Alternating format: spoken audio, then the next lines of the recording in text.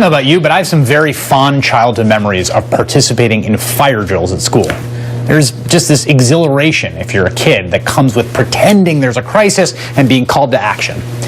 But today, we are running another kind of drill in American schools, the kind where teachers tell kids that the light from their cell phone can make them a target. That's why these children are practicing to duck and cover, just as you do in your school. We all know the atomic bomb is very dangerous. Since it may be used against us, we must get ready for it, just as we are ready for many other dangers that are around us all the time. For years, the United States government taught school children how to protect themselves from the threat of a nuclear explosion. The method was called duck and cover. It was part of the Federal Civil Defense Administration's response to Soviet nuclear tests. Of course, we tried to leaven the sheer existential terror by making the drills more palatable for kids. He knew just what to do. He ducked and covered. Did we really think that a school desk could protect a child from a nuclear attack? It didn't matter. We, as a society, had to do something to protect our most vulnerable from our enemies. Jefferson County 911. Yes, I am a teacher at Columbine High School. There is a student here with a gun. He has shot out a window. Today, the dangers we face have changed. Over the past few decades, we as a nation have repeatedly watched in shock and disbelief as incidents of mass school violence have unfolded. We can even recite the names of the schools where the most horrific attacks occurred. Columbine, Virginia Tech, Sandy Hook. In the 14 months since a gunman opened fire at that elementary school in Newtown, Connecticut, there have been at least 44 school shootings. As a society, we've had to make a choice about what our response will be.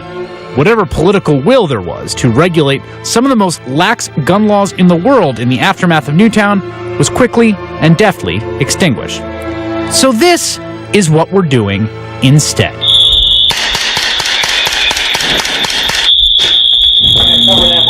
Yep. What you are watching is exclusive footage from NBC News of an active shooter drill. It is being performed in the halls of Troy Buchanan High School in Troy, Missouri, a school about an hour northwest of St. Louis. It's the 13th such drill the school district has staged in the past year. And the victims are students, all volunteers. We heard the banging and all of that, so I mean, we knew that they were there and we had to be really quiet, and it was just really nerve-wracking. I was just thinking of places I would hide or run if in the scenario that had ever happened. I couldn't think of any. In the years since Columbine, schools across America have tried to prepare for the worst, most adapting some form of a standard lockdown drill. But some districts have gone further, permitting teachers to carry firearms, training students in self-defense. And thanks to a new law beginning this year, all school staff members in Missouri will be legally required to participate in active shooter response training. And schools all across the country, from Texas to Indiana to Oregon, have staged the kind of drill you are seeing here. And then I ran past the office and I saw more people dead, like kids I see in choir every day. And it was starting to get to me, and then I saw the gunman like right in front of me, and I stopped and I meant to run, but I was kind of frozen in my spot, and he shot me, and I was like, I died, so. The most comprehensive response to school shootings hasn't been the passage of stricter gun laws. It hasn't been an in-depth examination of our gun culture. It has been to send adults playing the role of homicidal gunmen into schools.